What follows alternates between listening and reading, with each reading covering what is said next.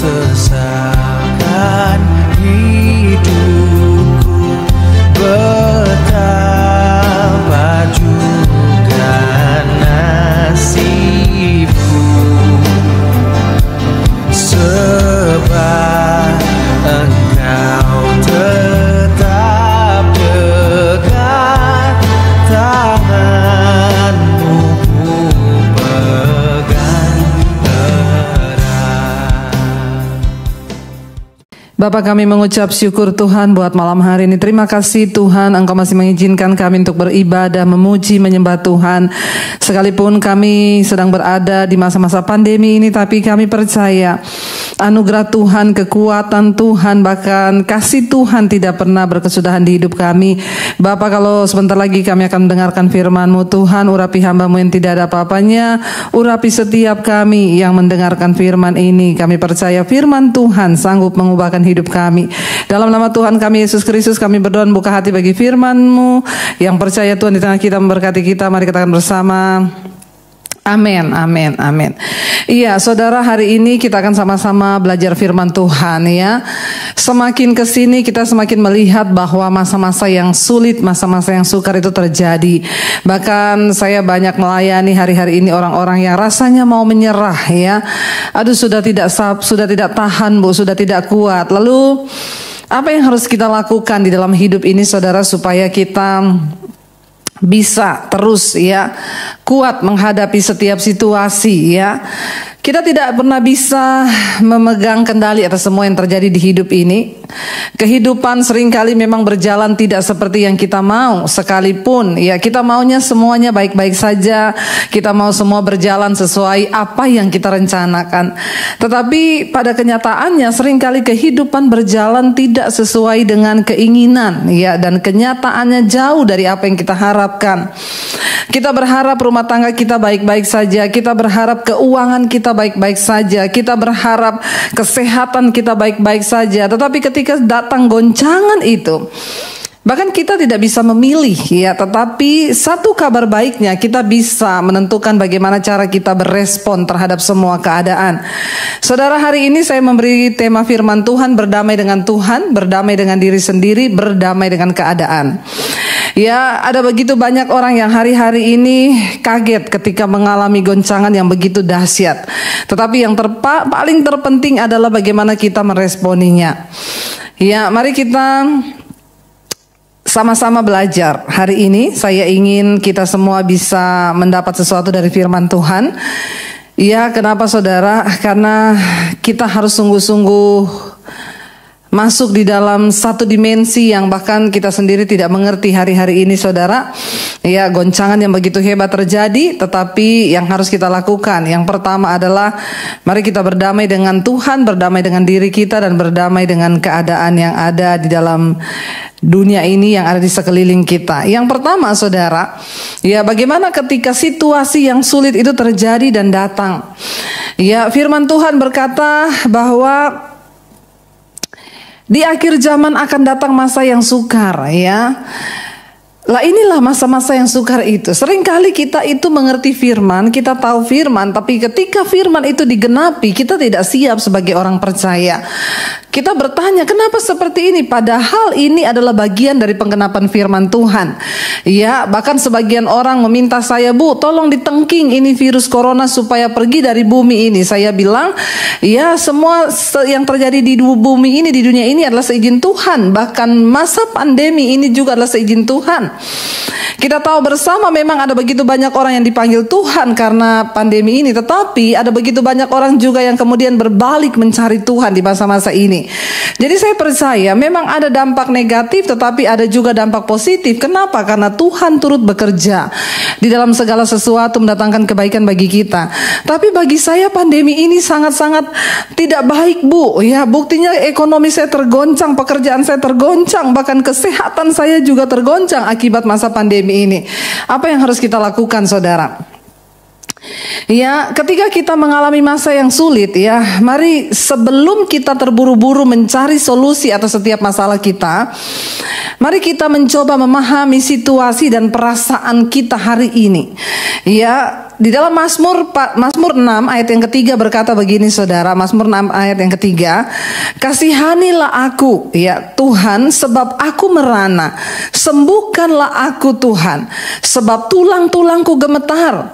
Ayat 4, dan jiwa aku pun sangat terkejut, tetapi Engkau Tuhan berapa lama lagi? Ayat yang kelima, kembalilah pula Tuhan, luputkanlah jiwaku, selamatkanlah aku oleh karena kasih setiamu.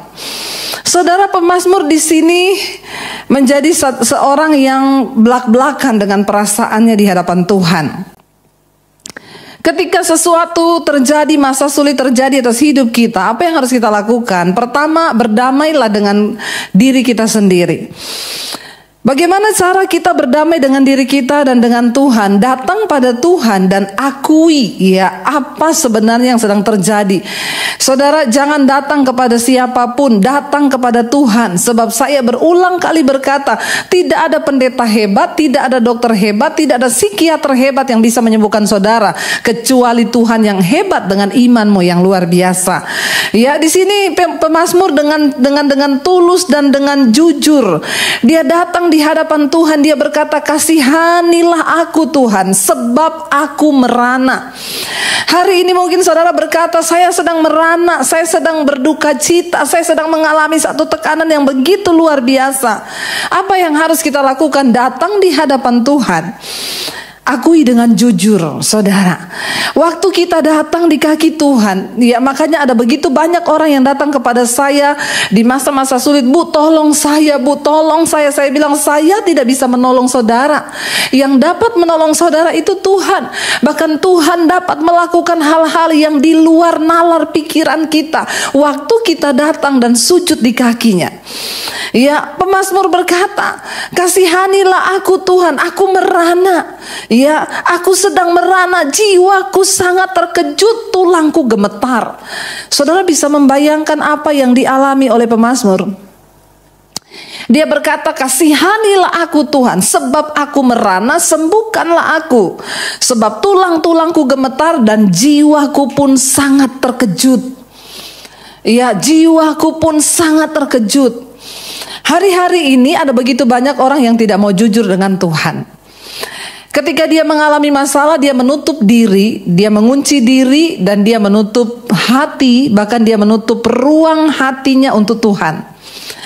Saudara, ya di Jepang hari-hari ini ya terjadi satu hal yang luar biasa. Kemarin saya baca berita di Jepang sekarang itu ya sedang kemarin diangkat seorang menteri, yaitu menteri kesepian. Ya, kenapa ada menteri kesepian? Karena ternyata saudara, menurut data statistik di Jepang ya, saya ingin kita semua tahu satu fakta ini saudara, sangat menyedihkan ya. Jadi di Jepang itu pada masa pandemi ini saudara, orang yang meninggal karena virus itu tercatat ya. Orang yang meninggal karena virus corona di Jepang pada masa pandemi ini adalah 7.102 orang. Ya, ini data per hari yang kemarin ya, per 18 Februari datanya yang tercatat. Kematian karena virus corona di Jepang adalah 7.102 orang. Tetapi yang sangat mengejutkan ya, saudara, di masa pandemi ini ya, di tengah ya pandemi ini, saudara tahu tingkat kematian karena bunuh diri itu berapa orang? 20.919 orang. Di masa pandemi ini yang bunuh diri di Jepang tercatat 20.919 orang. Yang meninggal karena corona itu hanya 7.102. Yang meninggal karena bunuh diri 20.919 orang. Wow. Ini satu angka yang sangat luar biasa. Ya, dan rata-rata angka bunuh diri itu terdiri dari perempuan, itu naik 38% yang bunuh diri di masa pandemi. Sedangkan pada laki-laki 19% mereka bunuh diri. Dan rata-rata sekarang banyak anak-anak muda, banyak ibu-ibu rumah tangga yang bunuh diri. Kenapa? Karena fakta ya yang terjadi di lapangan ketika masa pandemi, mereka semua di PSBB, saudara, harus tinggal di rumah. Mereka mengalami depresi yang cukup berat. Ya, mereka mengalami depresi yang begitu berat. Ibu-ibu bukan hanya mengalami depresi, bagaimana mereka berkurang dengan penghasilan keuangan, dan banyak di antara ibu-ibu yang menjadi korban dari KDRT dalam rumah tangga sehingga mereka memutuskan untuk bunuh diri. Sebagian lagi, saudara, laki-laki juga mengalami depresi karena mereka merasa bahwa pekerjaan ke depan, masa depan itu akan semakin sulit di masa pandemi ini, saudara. Ya, jadi saudara bisa bayangkan angka bunuh diri di perempuan itu naik sampai 38% dan laki-laki 19%. Jadi ya mereka yang bunuh diri itu lebih banyak dari kematian karena corona, saudara. Ya, dan makanya kemarin diangkat seorang menteri, yaitu menteri kesepian di Jepang, untuk disuruh memikirkan bagaimana ini. Saya tertarik kenapa tingkat bunuh diri di Jepang itu begitu tinggi. Ternyata survei membuktikan karena masyarakat di Jepang itu orangnya sangat tertutup. Ketika mereka menghadapi masalah dan pergumulan, mereka itu cenderung mengurung diri di kamar.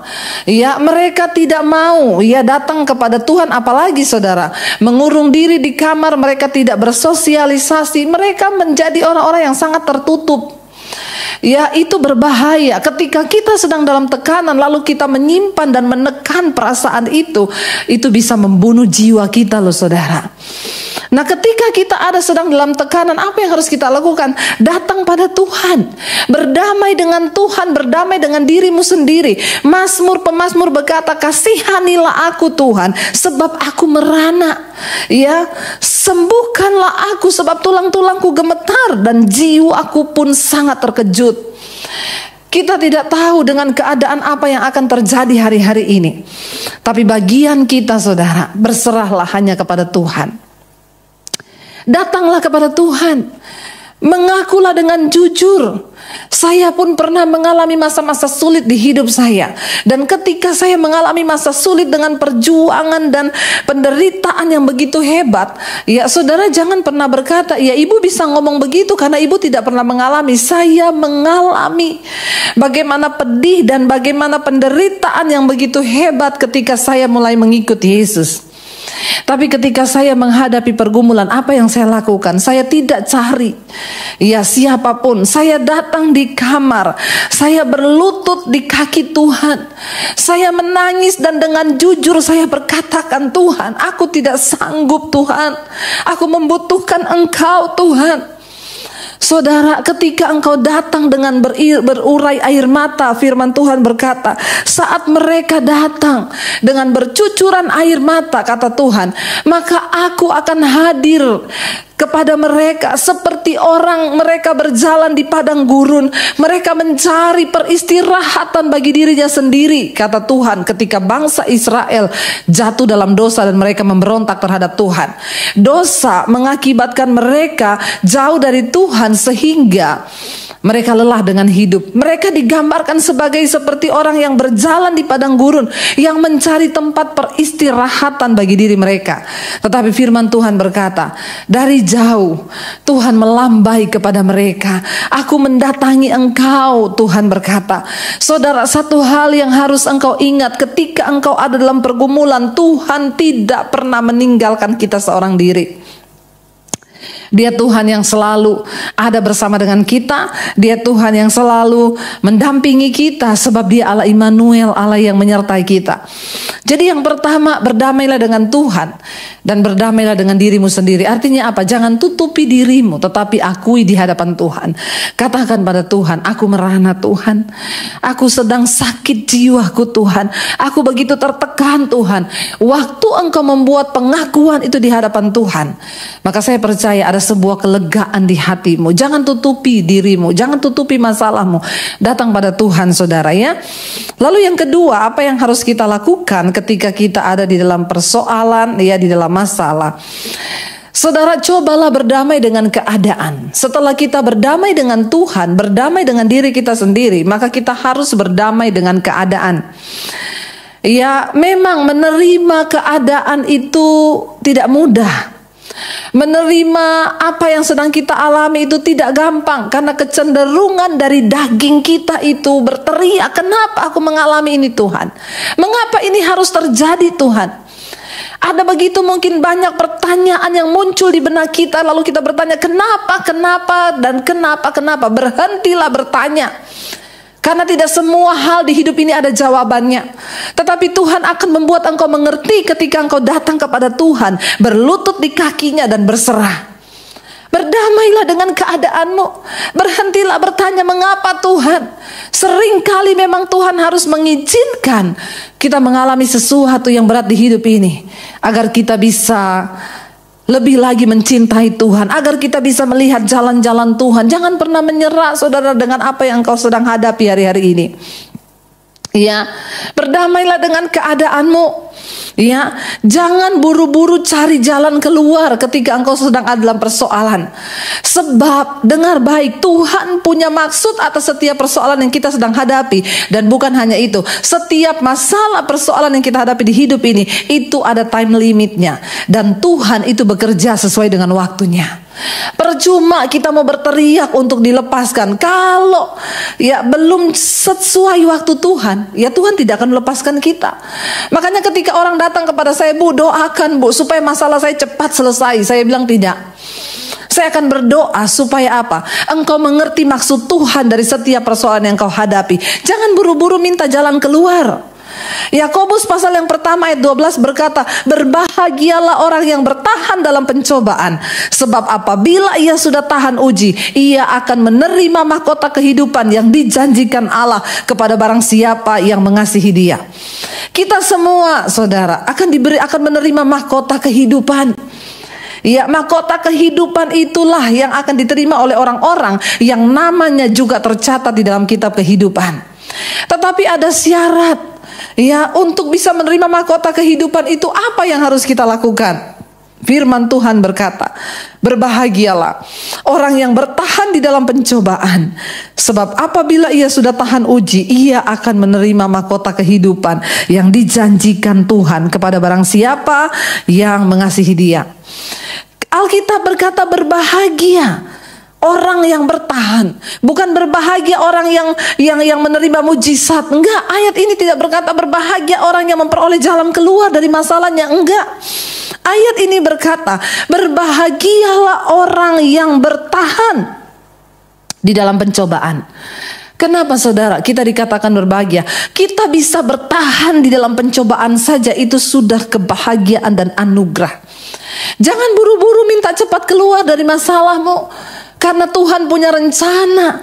Saya sangat luar biasa saudara melihat bagaimana Rasul Paulus mengajarkan tentang penderitaan. Ya, Rasul Paulus bilang, aku terlebih suka aku tinggal di dalam penderitaan, di dalam aniaya, di dalam tekanan. Terlebih suka aku tinggal dalam semuanya itu, kata Rasul Paulus, ya, supaya aku sungguh-sungguh bisa mengenal Kristus dan penderitaannya dalam diriku. Wow, ini tidak mudah. Tapi ketika kita mau berjalan bersama Tuhan, mari kita mulai memandang penderitaan itu dari cara pandangnya Tuhan. Ya, jangan terlalu banyak mengeluh saudara. Mari tetaplah bersuka cita, justru penderitaan dan goncangan itulah membuktikan kemurnian iman kita. Kita bisa bilang Tuhan baik ketika keadaan kita baik. Kita gampang berkata Tuhan luar biasa waktu keuanganmu tidak tergoncang. Tapi ketika keadaan keuanganmu sedang tergoncang, ketika kesehatanmu sedang tergoncang, ketika ekonomimu sedang tergoncang, apapun sedang tergoncang, apakah engkau tetap mau berkata, Tuhan terima kasih buat semua anugerahmu? Karena terlebih itu saudara, ketika kita menderita karena kebenaran, firman Tuhan berkata, ingat, kita diberikan karunia bukan hanya percaya kepada Kristus, tetapi juga menderita bagi Kristus. Karena itu saudara, Mari kita mau sungguh-sungguh berpegang pada firman ini. Ya, firman Tuhan berkata, berbahagialah orang yang bertahan dalam pencobaan. Ketika kita berdamai dengan Tuhan, ketika kita berdamai dengan diri sendiri, kita berdamai dengan keadaan, saya percaya ya kita akan lulus dari setiap ujian kehidupan kita. Dan ketika kita lulus, wow, bagi Tuhan menjawab semua persoalan hidup kita. Bagi Tuhan memberikan mujizat bagi kita itu hanya semudah Dia berfirman. Tapi yang menjadi sulit bagi Tuhan itu mengubah sikap hati dan cara berpikir kita. Karena itu mari kita mau sungguh-sungguh berkata, kami mau mengasihi Engkau Tuhan.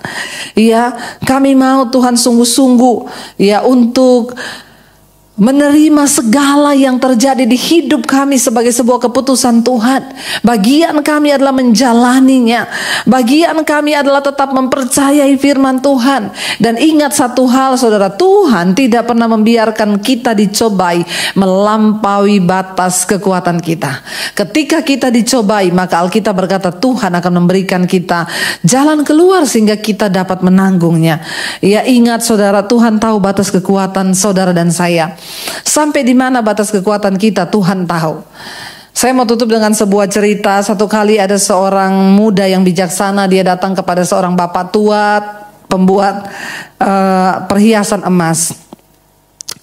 Anak muda yang bijaksana ini memesan sebuah cincin dan dia berkata, "Pak, saya meminta Bapak untuk menulis satu kalimat di cincin ini yang akan menyimpulkan, karena Bapak umurnya sudah lanjut, ya, dan Bapak berbahagia. Saya ingin dari satu kalimat yang Bapak tulis di cincin saya itu mewakili satu pernyataan dari kehidupan Bapak sampai di masa tua ini. Itu merupakan satu kesimpulan, sebuah kalimat yang sangat berarti yang akan saya pakai untuk saya renungkan seumur hidup." Lalu bapak tua ini saudara, lama dia berpikir apa kalimat yang akan dia tulis di cincin itu. Sampai satu kali dia menemukan sebuah kalimat yang dia rasa cocok. Lalu dia tulislah di cincin yang melingkar itu sebuah kalimat yang bertuliskan begini, "Bahkan ini pun akan berlalu." Lalu ketika dia serahkan cincin itu, anak muda yang bijaksana itu menerima cincin itu dan membaca tulisan itu. Ya, saya kan meminta kalimat bijak, tetapi kenapa dia menulis bahkan ini pun akan berlalu? Lalu dia, karena dia tahu, ya pakai aja walaupun dia tidak tahu apa maksudnya. Satu kali ketika anak muda ini mengalami penderitaan yang begitu berat, lalu tanpa sengaja dia melihat cincin yang ada di jarinya, dia membaca tulisan, bahkan yang ini pun akan berlalu. Tiba-tiba dia menjadi sadar, saya tidak perlu terlalu bersedih. Kenapa? Karena semua penderitaan di hidupku satu saat akan berlalu. Saudara, waktu ini terus berputar. Kalau saat ini Anda sedang diizinkan mengalami pencobaan, tetaplah bersyukur, jalani dengan iman yang teguh. Kenapa? Karena penderitaan itu satu saat akan berlalu. Ketika satu kali dia sudah lepas dari penderitaannya, dia sedang diberkati, dia sukses. Satu kali ketika dia sedang berpesta, bersenang-senang, dia membaca cincin yang ada di jarinya dia yang bertuliskan, bahkan ini pun akan berlalu. Dia jadi sadar bahwa kesenangan yang aku nikmati saat ini satu saat juga akan berlalu. Dan itu membuat dia sadar dia tidak lupa diri dengan semua kesenangan. Seringkali manusia ketika diberkati, keadaannya semua baik, lupa diri dengan Tuhan. Makanya seringkali Tuhan mengizinkan goncangan itu datang untuk membawa kita kembali kepada Tuhan. Dan ketika dia membaca tulisan itu, apa kesimpulannya saudara malam hari ini? Waktu engkau sedang diberkati, sedang dalam keadaan yang senang, keadaanmu baik-baik saja, jangan lupa diri, tetaplah ingat Tuhan. Kenapa? Karena masa kesenangan itu satu saat akan berlalu. Sebaliknya ketika engkau sedang ada dalam penderitaan, tekanan yang berat, ingat satu saat itu pun juga akan berlalu. Tuhan sudah terlalu baik bagi kita saudara. Sungguh besar kasih karunia-Nya bagi kita. Mari saudara, kita mau sungguh-sungguh menghargai apa yang sudah Tuhan buat bagi kita. Mari kita mau sungguh-sungguh menghargai apa yang Tuhan izinkan terjadi. Bahkan di masa sulit pun hargailah itu. Biar kita mau berkata, sungguh besar Tuhan, sungguh besar anugerah-Mu dalam hidupku. Tidak ada yang perlu kami minta lagi dari Tuhan. Engkau sudah terlalu baik buat kami. Tidak ada yang perlu kami tuntut lagi dari Tuhan. Anugerah keselamatan yang Tuhan berikan itu cukup bagi kami, Tuhan. Terima kasih Bapa. Terima kasih Tuhan. Sungguh besar pengorbananmu bagiku, terlalu dalam untuk dimengerti. Sungguh besar,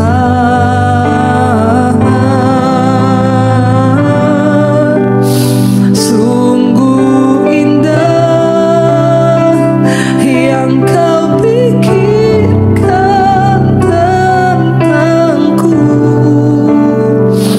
Tak terselami bagiku.